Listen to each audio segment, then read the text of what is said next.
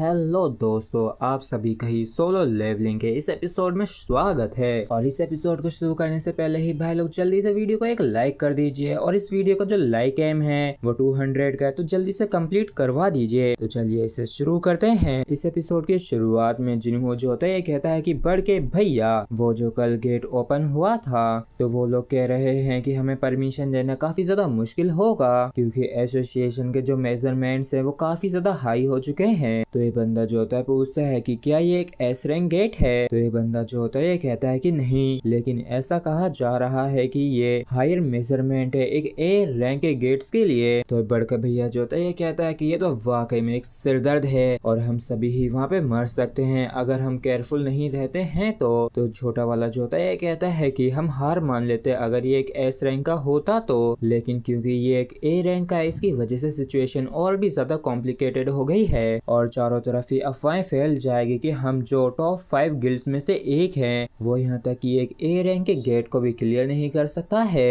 तो बड़के भैया जो तो ये कहते हैं कि प्रॉब्लम तो ये है कि ऑर्डिनरी लोग जो होते हैं वो यही सोचते हैं कि सेम रैंक के गेट्स जो होते हैं वो सभी एक जैसे ही होते हैं। तो छुटका कहता है कि अगर हम इस गेट पे हार मान लेते हैं तो फेम गिल्ड के जो लोग हैं वो पक्का इस चीज पे दावा ठोकेंगे। और इस चीज को सुन के इस बंदे को गुस्सा आ जाता है और ये कहता है कि तो क्या तुम ये कह रहे हो कि हम इस गेट को जो कि हमारे आंगन में खुला है इसको सरेंडर कर दें मा डोंग वुक को। तो ये छुटका जो था डरते हुए कहता है कि बड़े के भैया मैं तो बस ऐसे ही कह रहा था। और ये बंदा जो है कहता है कि क्वांटिटी और क्वालिटी के मामले में हमारे गिल्ड के जो ए रैंक हंटर्स हैं वो बिल्कुल बाकी के बड़े मेजर गिल्ड्स के जैसे ही हैं और हमारे पास बस एक एस रैंकर की ही कमी है और बस एक पर्सन की कमी ही काफी बड़ा अंतर ला देती है। तो दूसरा जो होता है कहता है कि हम लोग किसी और गिल्ड के साथ भी एंटर कर सकते हैं। तो बड़के भैया जो होते हैं ये कहते हैं कि अगर हम ऐसा कहते हैं कि हम उनके साथ कोऑपरेट करना चाहते हैं क्योंकि हम निश्चित नहीं है कि हम खुद अपने दम पे इसको क्लियर कर पाएंगे या नहीं, तो इससे बाकी के गिल्ड्स को खतरे का आभास हो जाएगा और वो तुरंत ही पीछे हट जाएंगे।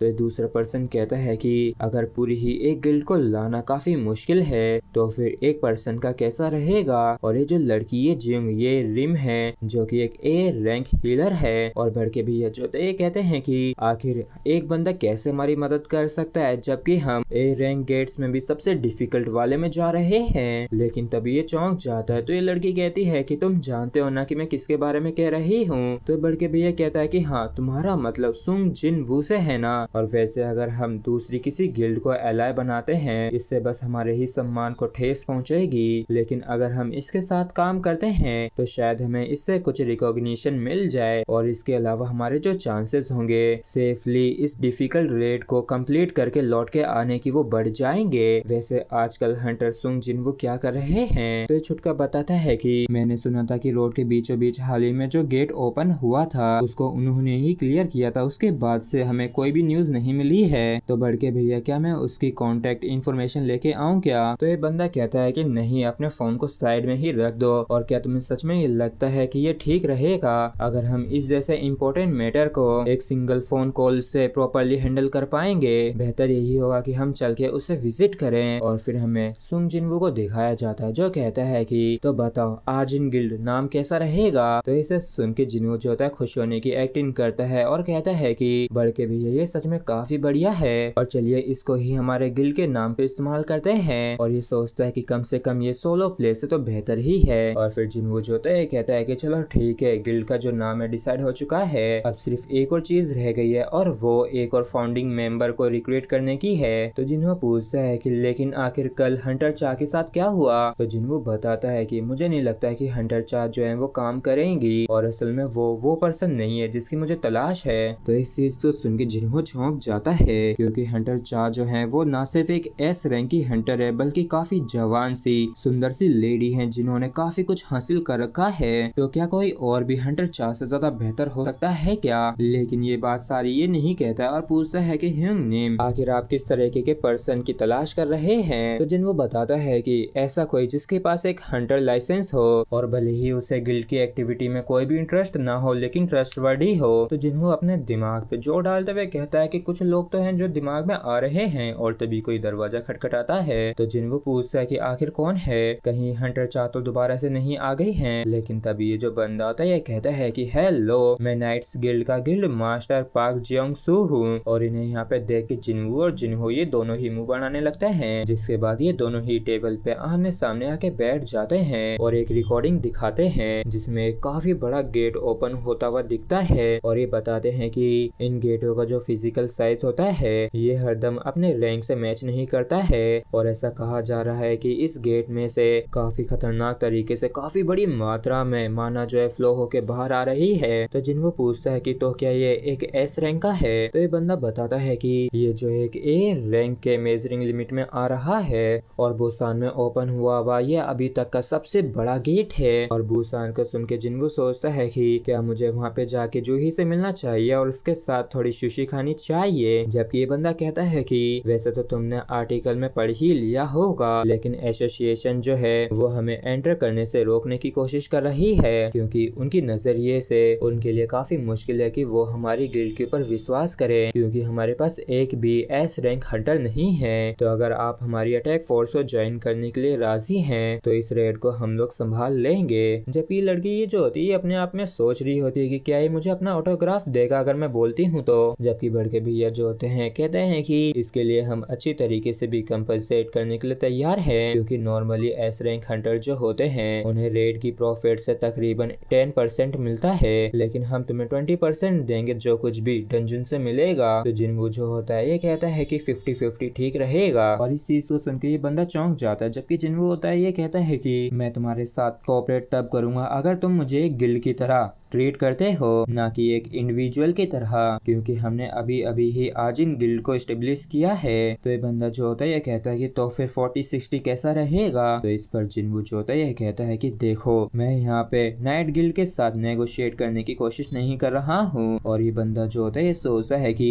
ये जो बंदा है ये काफी यंग दिखता है लेकिन ये बिल्कुल भी नॉर्मल नहीं है। और फिर ये कहता है कि तो फिर ठीक है, लेकिन क्या तुम बॉस लेवल मॉन्स्टर को संभाल लोगे। तो इस पर जिनवू जो ये कहता है कि ठीक है मैं समझ गया। तो बंदा भी कहता है कि जब से ये गेट डिस्कवर हुआ है तब से तकरीबन 1 हफ्ता हो गया है, इसलिए हमें कल से ही रेड को शुरू करना पड़ेगा, इसलिए हमारे साथ अभी ही चलो कार में। तो इस पर जिनवू जो होता है मना करते हुए कहता है कि नहीं, मैं खुद कल तुमसे आके मिलूंगा क्योंकि आज रात को मुझे कुछ काम निपटाना है, लेकिन चिंता मत करो मैं लेट नहीं हूँगा। और तभी एक बंदा जिनवू की शेडो को थोड़ा मूव होते हुए देखता है, चौंक जाता है और कहता है कि क्या अभी इसकी शेडो मूव की। तो ये बंदा कहता है कि हे युनताई क्या तुमने पी ली है। और तभी जिनवू को किसी का कॉल आता है तो ये भी सोचता है कि आखिर ये कौन है और इन दोनों से कहता है कि मुझे माफ करना लेकिन मुझे ये कॉल लेना पड़ेगा। और कॉल उठा के जिनवू कहता है कि हेलो सुन जिनवू बोल रहा है। तो सामने से आवाज आती है कि बेटे। तो इस चीज को सुन के जिनवू चौंकते हुए कहता है कि मॉम क्या आपने एक फोन खरीद लिया है। मदर जो होती है कहते है कि हाँ बिल्कुल, जैसे मैंने फोन खरीदा मैंने तुरंत ही तुम्हें कॉल किया जिससे कि मैं तुम्हारी आवाज सुन सकूं। मैं बस उम्मीद करती हूँ कि मैंने तुम्हें परेशान नहीं किया होगा। तो जिनवू भी कहता है कि नहीं बिल्कुल भी नहीं, जबकि ये सोचता है कि ओह तो ये मॉम थी, लेकिन सच में आखिर में क्या एक्सपेक्ट कर रहा था। और फिर ये कहता है कि मॉम चलो आज रात को साथ में ही डिनर करते हैं। तो इसके लिए मॉम भी मान जाती है। और फिर हमें अगले दिन ग्वानगालिन बुसान का सीन दिखाया जाता है जहाँ पे इस ए रैंक गेट को क्लियर करने के लिए काफी सारे हंटर्स आ गए होते हैं। जबकि ये जो बंदा होता है ये कहता है कि हमें कल ही उसको अपने साथ लाना चाहिए था, कहीं वो लेट तो नहीं हो जाएगा। और देखो 11 बज गए हैं, 5 मिनट में हमें शुरू करना है। जबकि दूसरी तरफ हमें जिनवू को दिखाया जाता है जहाँ पे मौसम को देखते हुए कहता है कि अरे मौसम तो खराब हो रहा है, क्या जिन्हा अपना अम्ब्रेला साथ ले गई है क्या, लेकिन जो भी हो मुझे भी चलना चाहिए। और फिर ये तुरंत ही शेडो एक्सचेंज का इस्तेमाल करता है। और फिर हमें जिन्हा के स्कूल का सीन दिखाया जाता है जहाँ पे कुछ जने बातचीत करते हुए जा रहे होते हैं और यहाँ पे इनकी जो आर्ट टीचर होती है वो अपना काम इन लोगों से करवा रही होती है। इस वजह से ये तीनों ही नाराज होते हैं और ना चाहते हुए भी इन्हें काम करना पड़ रहा होता है और इन्हें कुछ सामान ले जाना है, इसलिए एक रूम में आते हैं जहाँ पे पहले से काफी सारा कबाड़ पड़ा होता है। और इसी रूम में एक गेट होता है जिसे देख के ये लोग थोड़ा हैरान होते हैं। और एक बंदा जो होता है ये कहता है कि आखिर तुम इतना ज्यादा डर क्यों गए हो, ये एक बंद गेट है जो कि पूरी तरीके से सेफ है और सिर्फ हंटर ही अंदर जा सकते हैं, लेकिन अंदर से कुछ भी बाहर नहीं आ सकता है और गेट को ओपन होने में तकरीबन 1 हफ्ता लगता है। तो दूसरा बंदा जो होता है ये कहता है कि हे तुमने तो कहा था ना कि ये जो रूम है ये पूरे ही समय रजिस्टर बंद था, तो ये तो हमें बस अभी ही मिला है, ना जाने कब से खुला होगा। और तभी हम गेट में देखते हैं क्रैक्स आने लगे होते हैं और एक हाथ जो होता है काफी खतरनाक तरीके से बाहर निकालता है और इस बंदे के मुंह को पकड़ लेता है। और ये बंदा काफी छुड़ाने की कोशिश करता है, लेकिन वो जो हाथ होता है इसके सिर को नहीं छोड़ता है और इसे काफी टाइटली इस बच्चे के मुंह को पकड़ रखा होता है। जबकि ये बच्चा जो होता है चिल्लाते हुए कहता है कि मेरी मदद करो। और ये दोनों कुछ कर पाते उससे पहले ही ये जो मॉन्स्टर होता है अपने हाथों से इसके सिर को कुचल के मार देता है और ये फाइनली गेट के बाहर आने लगता है। और फिर सीधे हमें कुछ समय बाद का सीन दिखाया जाता है जहाँ पे इन लोगों ने काफी गंदी तरीके से लाशें बिछा दी होती हैं और ये जो है ये नेचुरली गिफ्टेड हंटर्स हैं। और यहाँ तक कि अगर इनकी इंटेलिजेंस कम है, लेकिन अगर बात ट्रैक करके ढूंढ के हंट करने की आती है तो ये इंसानों से कहीं ज्यादा आगे हैं। और ये जो हंटर्स होते हैं ये काफी ज्यादा एक्साइटेड हो जाते हैं जैसे ही इनको फ्लैश और ब्लड की खुशबू आती है, लेकिन ये जो है ये बस स्काउट्स ही हैं, इसलिए इन्होंने अपने इंस्टिंक्ट को सप्रेस करके रखा है और अपने मिशन को ज्यादा अहमियत दी है। और ये जो हंटर्स है ये हफ्ते भर से ये इस अंधेरे में छिपे हुए थे और इनके जो सिक्स्थ सेंस हैं उसने इनको अलर्ट करके रख रखा था, यहाँ तक कि अपने शिकार को ढूंढने से भी पहले से। और इनमें से एक मॉन्स्टर कहता है कि ये जो जगह है पूरी तरीके से शिकार से भरी हुई है और ऊपर तो वाकई में काफी ज्यादा है। और वैसे तो ये बिल्डिंग जो है ये कैसल के जैसे ही काफी पेचीदा है, लेकिन जो भी हो मैं सबसे पहले हंट करना शुरू करता हूँ, जबकि तुम जाके हमारे भाई लोगों को बुला लियाओ और यहाँ पे जितने भी इंसान हैं हम उन सभी को ही खत्म कर लेंगे और इस कैसल को जीत के अपनी पोजीशन को यहाँ पे फिक्स कर देंगे, जिसके बाद हम असली शिकार करना शुरू करेंगे। और चलो सबसे पहले हम इस जगह को साफ करते हैं। जबकि इस तरफ हम देखते हैं कि कुछ जने अपने आप में ही लगे हुए होते हैं, लेकिन जैसे ये लोग शोर सुनते हैं तो इनका भी ध्यान इनकी तरफ जाता है और जैसे ये अपने ऊपर मॉन्स्टर को अटैक करता हुआ देखते हैं तो इनकी फटके चार हो जाती है, जिसके बाद हमें वापस से नाइट गिल्ड के गेट का सीन दिखाया जाता है जहाँ पे सुंग जिन वो आ गया होता है। और इस गेट को देखते हुए सो कहता है कि सामने से देखने पर तो ये और भी ज्यादा बड़ा लगता है और यहाँ पे तो वो कलेक्शन टीम है, जबकि दूसरी साइड जो है वो माइनिंग टीम है। जबकि ये वाली जो है ये इनकी असोल्ट टीम है जिसमें 13 A रैंक्स हैं, जबकि B रैंक के 20 हंटर्स हैं। और मैंने सोचा न था कि इनके पास इतने सारे A रैंक हंटर्स होंगे और जैसा कि एक्सपेक्ट किया था इनकी गिल्ड से जिसमें सबसे ज्यादा A रैंक्स हैं। और तभी हम देखते हैं कि कुछ हंटर्स जो होते हैं जिन्हों के पास आ गए होते हैं और कहते हैं कि जीजू की जो रेयर थी वो सच में काफी अमेजिंग थी और आखिर तुम कैसे उन ब्लैक सोल्जर्स को समन कर पाते हो, नहीं ये बताओ कि तुम समन ही कैसे कर पाते हो। और हंटर सुंग जिनवो क्या आप आज की इस रेड को लीड करने वाले हो। मगर तभी एक लड़की बीच में आ जाती जो कि इन सभी को पीछे हटाते हुए रुकने के लिए कहती है और कहती है कि आखिर तुम सभी लोग इतने सारे सवाल पूछ के हंटर सुंग जिनवो को ऑकवर्ड महसूस क्यों करवा रहे हो। मेरा नाम जियोंग ये रिम है और मैं नाइट्स गिल्ड असोल्ट टीम की मेन हीलर हूँ। और वैसे भी रेड लीडर और मेन हीलर जो होते हैं ये कंधे से कंधा मिला के आगे बढ़ते हैं। जबकि जिनवो जो होता है इस बंदे से कहता है कि हे तुमने अभी तक एक्सप्लेन नहीं किया। तो ये बंदा जो होता है ये कहता है कि भूल गया था, चलो कोई ना अभी एक्सप्लेन कर देता हूँ। मैं पार्क जोंग सू आज की इस रेड का लीडर हूँ। तो एक लड़की ज्योति मुंह बढ़ाते हुए कहती है कि गिल्ड मास्टर आप दोबारा से, मगर हमारे पास तो हंटर सुंग जिनवो है ना। तो इस पर पार्क जो होता है ये कहता है कि हंटर सुंग जिनवो जो है वो हमारे रियर के इंचार्ज होंगे जो कि इस चीज को सुनिश्चित करेंगे कि हम लोग सेफ रहें। तो एक बंदा जो होता है वो कहता है कि क्या सच में हम इतने कमजोर हैं जो हमें किसी और की प्रोटेक्शन की जरूरत है। मिस्टर सुंग जिनवो क्या आपको सच में नाइट गिल्ड के एलाइट मेंबर्स इतने ज्यादा कमजोर दिखते हैं। मेरे भाई और बहनों क्या तुम लोगों को ये सही लगता है। तो पीछे से एक हंटर कहता है कि हे तुम मुंह कुछ ज्यादा ही चला रहे हो। जबकि पार्क जो होता है ये कहता है कि हमारे मेंबर्स हैं वो कुछ ज्यादा ही साहस वाले हैं, क्यों मैंने सही कहा ना। और भले ही शायद ये थोड़ा सा रूड है लेकिन आमतौर पर हमारा इसी तरीके का एटमॉस्फेयर होता है। तो जिनवो जो होता है ये कहता है कि इनका बस ये मतलब है कि ये लोग इतने ज्यादा कॉन्फिडेंट है। और पार्क जो होता है ये कहता है कि तो फिर अब हमें भी चलना चाहिए और चलो समय हो गया है, रेड को शुरू करते हैं। और सभी लोग रेड को शुरू करने के लिए तैयार हो जाते हैं। जबकि हमें हंटर एसोसिएशन का सीन दिखाया जाता है जहाँ पे एक लड़की कहती है कि हाँ जी, यही Hunter association emergency call centre है। जबकि सामने से लड़की जो होती है घबराते हुए कहती है कि क्या यही हंटर एसोसिएशन है। तो ये लड़की कहती है कि आपने बिल्कुल सही कहा, प्लीज अपनी समस्या बताइए। तो लड़की जो होती है घबराते हुए कहती है कि हमारे स्कूल में चारों तरफ मॉन्स्टर ही मॉन्स्टर घूम रहे हैं। और जैसे ही ये लड़की सुनती है कि वहाँ पे एक डंजन ब्रेक हुआ है तो ये चौंक जाती है। तो ये तुरंत ही पूछती है कि आखिर तुम कहाँ से कॉल कर रही हो। तो ये लड़की बताती है कि मैं बाथरूम में छिपी हुई हूँ और वैसे तो मैं अपने दोस्तों के साथ ही, लेकिन मेरे जो दोस्त हैं वो सभी ही मर चुके हैं। तो ये लड़की पूछती है कि आखिर वो कितने मॉन्स्टर्स हैं और क्या वो तुम्हारे अभी आसपास हैं। तो ये लड़की घबराते हुए कहते हैं कि नहीं, मैं कुछ भी नहीं जानती हूँ, मुझे चारों तरफ से चीख ही चीख सुनाई दे रही है, क्या मैं यहाँ पे मरने वाली हूँ। तो ये लड़की भी कहती है कि सबसे पहले तुम शांत हो जाओ और मेरी बात सुनो।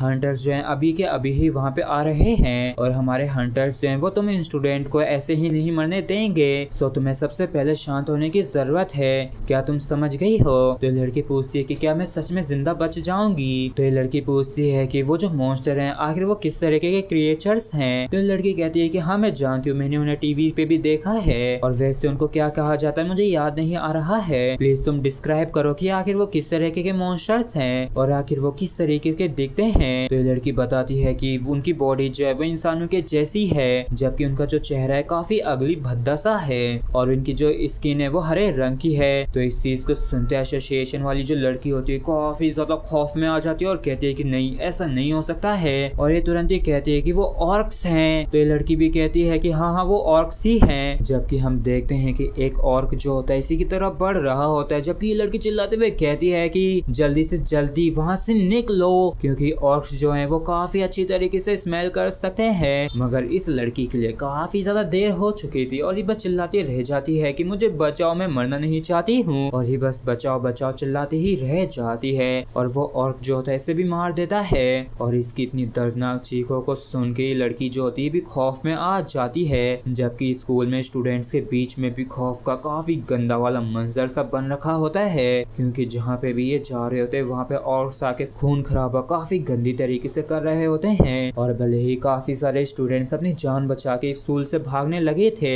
जबकि एक लड़की जो होती है कहती है कि मेरे दोस्त जो हैं वो अभी भी अंदर ही हैं। जबकि एक लड़का जो होता है इसको खींचते हुए कहता है कि हंटर्स जो हैं वो इन्हें संभाल लेंगे, इसलिए जल्दी से भागो यहाँ से, जल्द से जल्द निकलते हैं। जबकि इस तरफ हम ऑर्क्स को देखते हैं जिनमें से एक कहता है कि मैंने बिल्कुल भी नहीं सोचा था कि इतनी जल्दी हम इतने सारे अपने शिकारों को खो देंगे। तो दूसरा ऑर्क जो होता है कहता है कि चिंता मत करो, अभी भी यहाँ पे काफी सारे बचे हुए हैं और देखो मैंने उनके भाग के जाने के रास्ते को ब्लॉक कर दिया है, इसलिए चलो अगले फ्लोर पे चलते हैं और उन सभी को ही गंदी तरीके से मारते हैं। और हम देखते हैं कि पूरी ही बिल्डिंग में सन्नाटा सा छा गया होता है और सभी लोग इधर उधर जाके छिप गए होते हैं और काफी सारे स्टूडेंट जो होते हैं एक रूम में चले जाते हैं जहाँ पे चेयर से गेट को बंद कर देते हैं और चेयर लेके उन पे अटैक करने के लिए तैयार हो जाते हैं। लेकिन ये सभी ही काफी बुरी तरीके से डरे हुए होते हैं और तभी एक धमाके के साथ ही उस दरवाजे को, उस दीवार को उड़ा दिया जाता है। और इस चीज को देखिए सभी लोग चीखने चिल्लाने लगते हैं क्योंकि यहाँ पे काफी खौफनाक सा और कहा गया होता है। और तभी हम देखते हैं कि एक बंदा जो होता है काफी तेजी से दूसरे दरवाजे की तरफ भागने लगता है, मगर जैसे ये दरवाजे तक पहुंचता है तो वहाँ पे भी एक और कहा जाता है, जिसको देख के ये बंदा काफी बुरी तरीके से घबरा जाता है। लेकिन ये कुछ भी समझ पाता या फिर बच के भाग पाता उससे पहले ये और कुछ होता है काफी खतरनाक तरीके से अपने ब्लेड से इसके ऊपर अटैक कर देता है और इस बंदे को यहीं पे मार गिराता है। और यहाँ पे 2-4 और इकट्ठे हो गए होते हैं और इनमें से एक और कहता है कि बॉस, इनमें एक ऐसा इंसान है जिसके पास मैजिक एनर्जी है। तो एक और जो होता है ये कहता है कि तो फिर ठीक है, सबसे पहले जाके उसे ही मारो।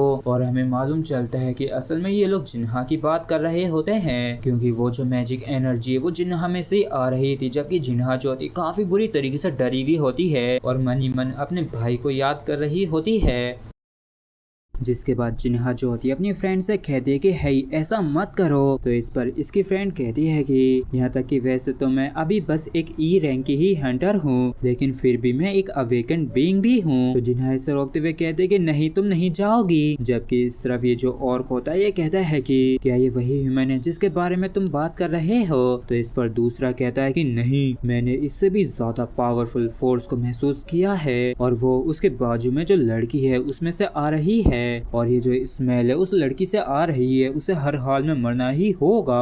और ये कहते हुए ये जो ऑर्क होता है काफी खतरनाक तरीके से अटैक कर देता है और इसको इस तरीके से अटैक करता देख के ये दोनों ही लड़कियां काफी बुरी तरीके से डर जाती हैं। और कुछ देर तक जब अटैक नहीं होता है तो जिन्हा आँख खोल के देखती है तो पाती है कि सुंग जिन वो के जो एक सोल्जर है उसने असल में इस ऑर्क के हाथ को पकड़ लिया है और इसको भी समझ में नहीं आता है कि क्या जिनवू यहाँ पे आ गया है। और फिर जैसे ये सोल्जर एक अटैक इस ऑर्क के ऊपर करता है तो इसकी धज्जियां उड़ जाती हैं और एक ही पंच में छत तोड़ के काफी दूर जाता है। और इस चीज को देख के ये दूसरा ऑर्क भी काफी ज्यादा हैरान होता है क्योंकि तीन हाई ऑर्क्स जो थे वो असल में इन दोनों ही लड़कियों को प्रोटेक्ट कर रहे हैं। जबकि इस तरफ हम जिनवू को देखते हैं जिसने एक डंजन में एंटर कर लिया होता है और यहाँ पे ये जो बंदा होता है ये कहता है कि ये एक ऑर्ग है और सोचा न था कि यहाँ पे असल में ट्विन हेडेड ऑग्र मिलेंगे, इसलिए सभी लोग ही केयरफुल रहना। और तभी हम देखते हैं कि ये जो ट्विन हेडेड होता है काफी खतरनाक तरीके से अटैक करने लगता है। तो ये बंदा भी काफी खतरनाक तरीके से शील्ड बना के इसके अटैक को ब्लॉक करने लगता है और वाकई में मानना पड़ेगा इस पिद्दी ने इस अटैक को काफी अच्छी तरीके से ब्लॉक कर लिया होता है, जिसकी वजह से दूसरे हंटर को मौका मिल गया था इसकी स्वॉर्ड के ऊपर चढ़ के इसके ऊपर अटैक करने का। और ये बंदा जो होता है अपने स्वॉर्ड का कमाल दिखाते हुए काफी तेजी से ट्विन हेडेड की चारों आंखें फोड़ देता है और कहता है कि अब ठीक है, जैसे तुम लोग चाहो अभी इसे डैमेज दे के मार सकते हो। और इस चीज को सुनते बाकी के हंटर्स जो होते हैं वो भी काफी तेजी से इसकी तरफ बढ़ने लगते हैं और ये ओग्र जो होता है अटैक करने की कोशिश करता है, लेकिन ये लड़की जो होती है बड़ी ही आसानी से इसके हाथ को काट देती है। जबकि बाकी के हंटर्स भी काफी खतरनाक तरीके से इस ओग्र के ऊपर अटैक कर रहे होते हैं और काफी समय बूम बाम करने के बाद आखिरकार इन लोगों ने इसे मार गिराया होता है। और फिर एक बंदा कहता है कि चलो ठीक है, कुछ समय के लिए यहाँ पे रीग्रुप हो जाते हैं। और ये कैप्टन जो होता है ये कहता है कि चीजें जो है ये काफी बढ़िया नहीं दिख रही हैं और मैं जानता ही था कि ये जो रेड है ये इतनी आसान नहीं होगी, लेकिन मैंने बिल्कुल भी एक्सपेक्ट नहीं किया था कि एंटर करते ही हमें एक ट्विन हेडेड ऑग्रे से लड़ना पड़ेगा।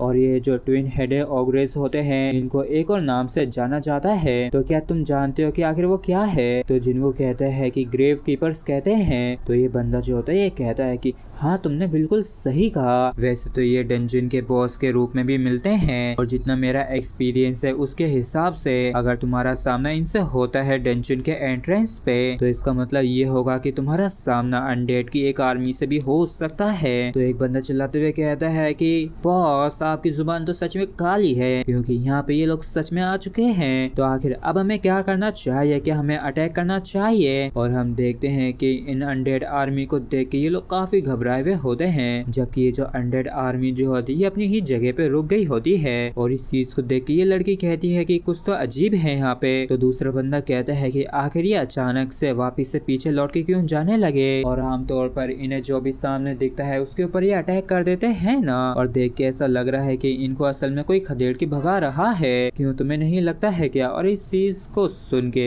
जिनवू जो होता है सोचता है कि इन लोगों ने मुझसे कहा था कि ये एक high tier A rank dungeon है, इसी वजह से मैं यहाँ पे काफी हाई एक्सपेक्टेशन के साथ आया था। मगर तभी अचानक से जिनवू को कुछ यहाँ पे महसूस होता है और ये सोचता है कि नहीं ऐसा नहीं हो सकता है। और फिर इस बंदे से कहता है कि देखो मुझे जाना पड़ेगा, एक काफी अर्जेंट मैटर आ गया है जिसे मुझे हर हाल में संभालने की जरूरत है। तो ये बंदा जो होता है ये कहता है कि आखिर तुम ये क्या कह रहे हो? हंटर सुंग जिनवू हमारे लिए काफी ज्यादा खतरनाक हो सकता है, अगर तुम यहाँ पे नहीं होते हो तो क्या तुम मेरी बात को समझ रहे हो? तो इस पर जिनवू जो होता है ये कहता है कि कैसा रहेगा अगर मैं किसी ऐसे को यहाँ पे बुला दूं जिस पर तुम मेरे जितना ही विश्वास कर सको और वो मेरे लिए यहाँ पे चीजों को संभाल लेगा। तो ये बंदा जो होता है ये कहता है कि नहीं ऐसा नहीं हो सकता है। और हंटर सुंग जिनवू ये एंड तो जीजू आइलैंड वाली ही है ना। तो जिनवू जो होता है ये कहता है कि अब जब तुमने इसको पहचान ही लिया है तो मुझे लगता है कि चीजों को एक्सप्लेन करने की जरूरत नहीं है और यहाँ से ये मेरी जगह ले लेगा।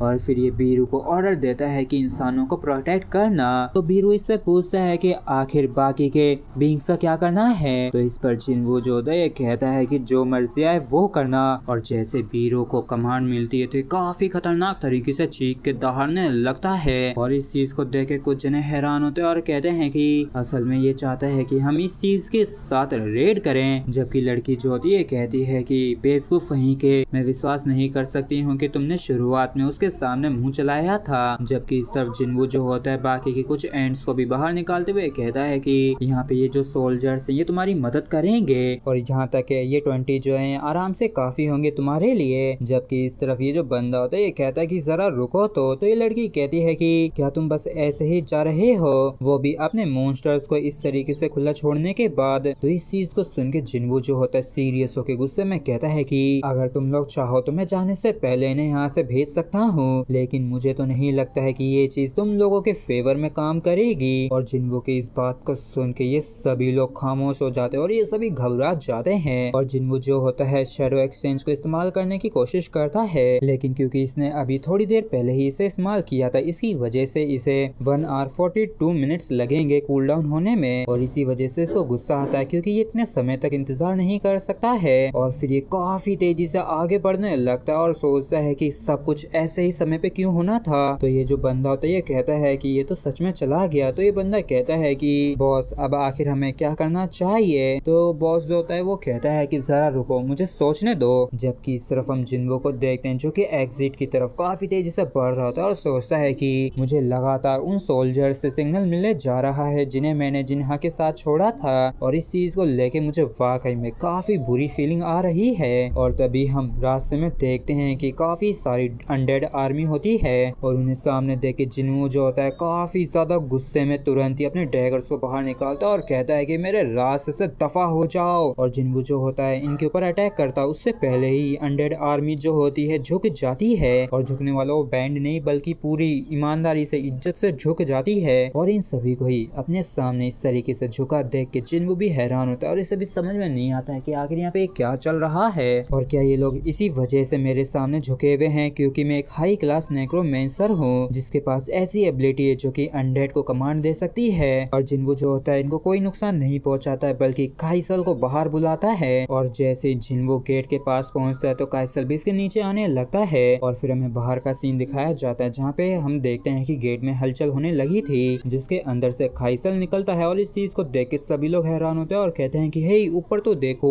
वो तो सुंग जिन्वू है ना। जबकि इस तरफ काइसल जो होता है वाकई में काफी खतरे देख रहा होता है जो कि काफी ऊंचाई पे जा चुका था। और सुंग जिन्वू जो होता है ये कहता है कि काइसल जितना हो सके उतना तेजी से मुझे मेरी सिस्टर के पास ले चलो। जबकि इस तरफ हम इन ऑर्क्स का सीन देखते हैं जहाँ पे हाई ऑर्क्स जो होते हैं काफी गंदी तरीके से इनकी चीरा फाड़ी कर रहे होते हैं और इनमें से एक भी नहीं टिक पा रहा होता है। और इस खौफनाक नजारे को देख के यहाँ पे सभी स्टूडेंट्स जो होते डरे हुए होते हैं। जबकि इस तरफ एक सोल्जर ने 2 ऑर्क्स के सिर को पकड़ रखा होता है और उन्हें काफी बुरी तरीके से जमीन में क्रश कर देता है। और ये दोनों ही ऑर्क्स जो होते हैं इसी के साथ ढेर हो जाते हैं। जबकि स्टूडेंट जो होते हैं हैरान होते हुए कहते हैं कि क्या इन मॉन्स्टर्स ने अभी अभी हमें बचाया है, क्या ये यहाँ पे हमें प्रोटेक्ट करने के लिए आए हैं। और तभी जिन्हा जो होती है एक सोल्जर को देखते हुए कहती है कि क्या जिन्वू यहाँ पे आ गया है। और फिर जिन्वू जिन्वू चिल्लाने लगती है और ये जिन्वू को ढूंढते हुए जो आगे जा रही थी तो ये ऑर्क जो होता है तुरंत ही इसको रोक लेता है आगे बढ़ने से। तो इस चीज को देख के जिन्हा जो होती है इसकी तरफ देखती है तो ये हाई ऑर्क जो होता है आगे की तरफ इशारा करता है कि वहाँ पे कोई खतरा है जो कि इधर ही आ रहा है। और फिर हमें इस गेट का सीन दिखाया जाता है जहाँ पे इन सभी ऑर्क्स का जो लीडर होता है बैठा होता है और कहता है कि आखिरकार बेंच है वो यहाँ से हट चुका है और मैं ग्रोक्टर हूँ जो कि रेड ब्लेड ट्राइब का चीफ है और यहाँ पे कुछ भी मुझे अब नहीं रोक सकता है। और तभी एक और को जो होता है ग्रोक्टर को आके बताता है कि ग्रोक्टर हाई ऑर्क वॉरियर्स का एक ग्रुप जो है वो यहाँ पे ह्यूमंस की मदद कर रहा है। तो ग्रोक्टर पूछता है कि क्या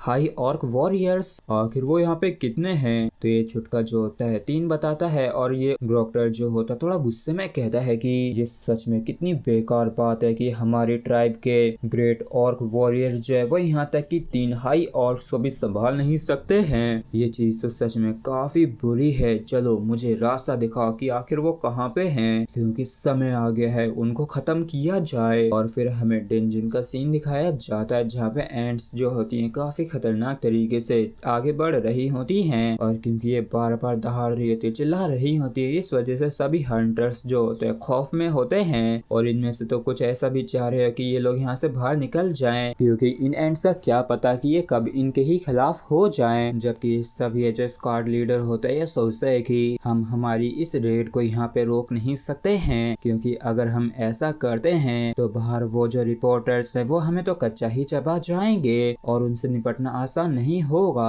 और हाँ, हम बस ऐसे ही नहीं रुक सकते हैं क्योंकि हम कुछ समझ से डर गए, जो भी हो हमें हर हाल में आगे तो बढ़ना ही होगा। मगर तभी बीरू जो होता है इसके थोबड़े के सामने आ जाता है जिसकी वजह से बॉस की कंधी वाली फट जाती है और ये इसके रोंगटे खड़े हो जाते हैं और ये घबराने लगता है और कहता है कि चलो चलते हैं। तो इस पर बीरू कुछ भी नहीं कहता है तो ये वापस से कहता है कि क्या हमें चलना चाहिए। मगर तभी अचानक से बीरू जो होता है यहाँ से चला जाता है और अगले ही सेकंड वापस से इसके सामने आ जाता है। इस वजह से काफी बुरी तरीके से डर जाता है कि अगर इसको एक सेकंड के लिए ही जाना था तो आखिर ही गया ही क्यों। मगर तभी बीरू जो होता है किसी चीज को इसके कदमों में फेंकता है और इसे देने के बाद ये अपनी एंट आर्मी को ऑर्डर देता है और उनके साथ आगे बढ़ने लगता है। जबकि जो हंटर होता है पूछता है कि बॉस क्या आप ठीक हैं, तो कोई और हंटर कहता है कि गिल्ड मास्टर क्या हमें इन मॉन्स्टर को फॉलो करना चाहिए। जबकि बॉस जो होता है घबराते हुए कहता है कि मैं ठीक हूँ और सबसे पहले इसे तो देखो। और सभी हंटर्स जो होते हैं इसी को देखने लगते हैं और हम देखते हैं कि ये तो असल में डेथ नाइट का सिर है और सोचा न था कि ये पलक झपकते ही सबसे हाईएस्ट रैंक के मॉन्स्टर को मार देगा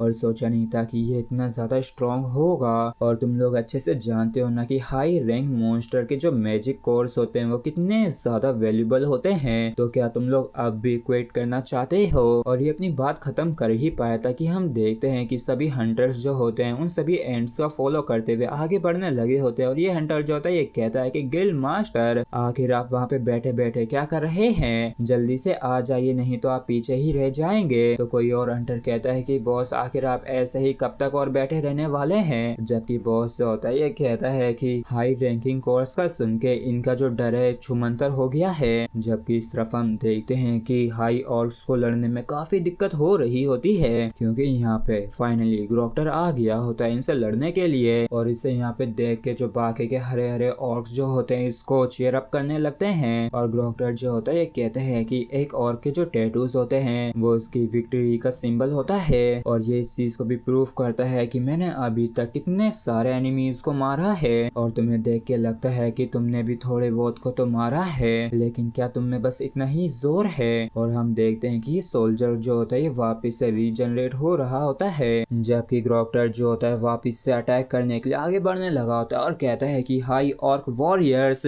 मुझे इसी तरीके से एंटरटेन करते ही रहो। और तभी हम देखते हैं कि एक और ऑर्क जो होता है बीच में आ जाता है और इसकी स्वॉर्ड को ब्लॉक कर लेता है और इस चीज को देख के ये भी कहता है कि मेरी स्वॉर्ड को ब्लॉक कर लिया, इतने भी बुरे नहीं हो। और फिर अपना पूरा जोर लगाते हुए कहता है कि लेकिन तुम्हारे पास मेरे सामने कोई चांस ही नहीं है। और फिर कहते हैं काफी बुरी तरीके से इस हाई ऑर्क को चीर फाड़ देता है। लेकिन ये जो हाई ऑर्क होता है ये वापस से रीजनरेट हो जाता है और इसको वापस से जिंदा होता देख के ये भी कहता है कि ओह तो ये लोग स्पेल में हैं और इस चीज से कोई भी फर्क नहीं पड़ेगा कि आखिर मैं कितनी दफा इनको काटता हूँ, लेकिन फिर भी कुछ भी नहीं बदलेगा। और वैसे तो मैं इन्हें 100 1000 सैकड़ों लाखों बार आसानी से मार सकता हूँ, लेकिन फिर भी। और हमें मालूम चलता है कि इसके दिमाग में एक आवाज आ रही होती जो कि इंसानों को मारने के लिए ही कहे जा रही होती है। और इस शोर को अपने सिर में सुन के ये परेशान होते हुए सोचता है कि ये समय के साथ और भी ज्यादा बुरी होती जा रही है, इसलिए मुझे इसे जल्द से जल्द फिनिश करने की जरूरत है। और अगर ये मैजिक की वजह से रीजनरेट हो रहे हैं तो मुझे बस इसके सोर्स को ही खत्म करने की जरूरत है। और तभी इसकी नजर जिन्हा पे पड़ती है और ये कहता है कि इन सब का सोर्स वो लड़की है, उसे पकड़ो और उसे मार दो। और ये जो हाई ऑर्क्स हैं ये पावरलेस होंगे जब ये रीजनरेट हो रहे होंगे, इसलिए लगातार इनके ऊपर अटैक करते रहो और इनके मूवमेंट को रेस्ट्रिक्ट कर दो।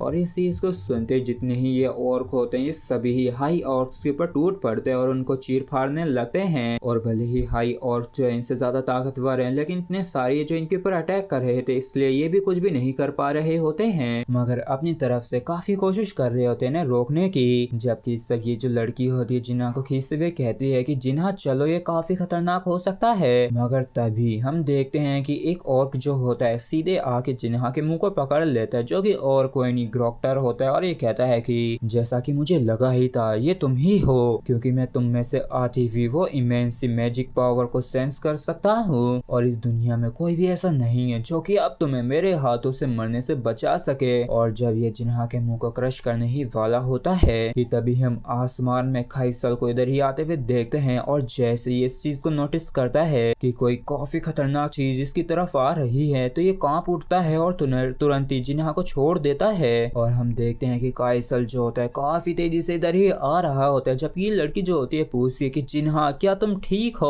और काइसल की दहाड़ को सुन के यहाँ पे सभी लोग चौंक गए होते हैं, जबकि ये जो ग्रोक्टर होता है खौफ में कांपने लगा होता है और कहता है कि कुछ काफी खौफनाक यहाँ पे आ रहा है, जो कि वाकई में काफी टेरिफाइंग है। सभी लोग तुरंत ही रिट्रीट करो। और सभी लोग भाग के जाने ही वाले होते हैं कि तभी यहाँ पे काफी तगड़ा सा ब्लास्ट होता है, जबकि इस तरफ जिन्हा जो होती है काफी बुरी तरीके से खांस रही होती है, मगर तभी किसी का हाथ आता है और इसके सिर को सहलाने लगता है, जो कि और कोई नहीं हमारा हीरो सुंग जिनवू होता है। और ये कहता है कि डरो मत, अब तुम सेफ हो। जबकि ग्रोक्टर जो होता है तुरंत ही पीछे हट गया होता है और ये कांप रहा होता है, क्योंकि फाइनली सुंग जिनवू जो है काइसल के साथ यहाँ पे आ चुका है और इसके अंदर से काफी खतरनाक वाला ऑरा निकल रहा होता है। और जिनवू को देख के ये पसीने में तरतर होता है और डरते हुए कहता है कि मैं गु रोकतारू हूँ, जो कि रेड ब्लेड ट्राइब का चीफ है। मगर जिनवू जो होता है ये कहता है कि तुम अपना मुंह बंद रखो और जहाँ पे हो वहीं पे खड़े होकर इंतजार करो। और इसके साथ ही फ्रेंड्स हमारे जो एपिसोड है यहीं पे खत्म होता है। अगर आप लोगों को वीडियो अच्छा लगा हो तो प्लीज चैनल को सब्सक्राइब और वीडियो को लाइक करना बिल्कुल भी ना भूलें। Thank you.